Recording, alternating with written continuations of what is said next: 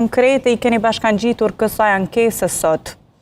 Vetë deklarimi i kryesuesit të KQZ-s, zotit Radoniqi, para shpalljes së rezultatit përfundimtar, ai deklaron që dëshon me dhënë një informat para shpalljes së rezultatit përfundimtar dhe thotë që rinumërimi i urdhëruar nga KQZ-ja ka prodhuar gabime në numërimin fillestar.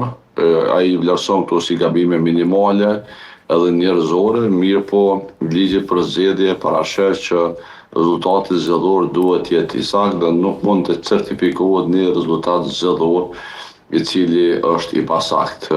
Kjo deklarat e kryesuesit të KQZ-s në fakt edhe kundërshton dy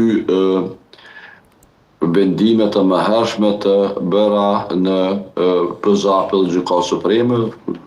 Në fakt i qet keq edhe vetë vendimarrësit e këtyre dy institucioneve, sepse kur vetë kryesuesi i KQZ-s e pranon se rezultati zgjedhor është i pasakt, qofshin ato gabime minimale apo maksimale, ligji nuk parashën një tolerancë tillë. Ligji e obligon KQZ-n që çdo vot të jetë e numëruar me saktësi ashtu si e ka hedhur votuesi.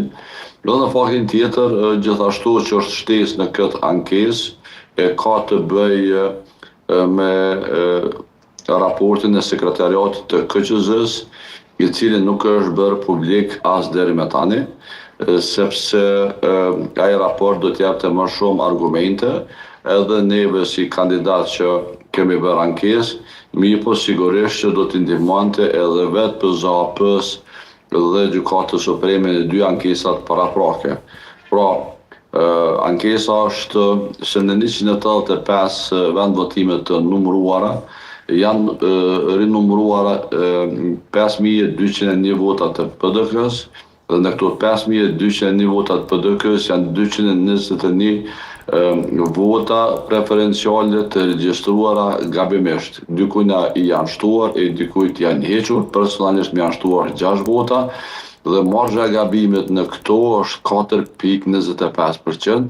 Prandaj nuk mund të certifikohet një rezultat zgjedhor i cili është i pasaktë dhe i cili nuk e pasqyron vullnetin e saktë të votuesve në ditën e zgjedhjeve.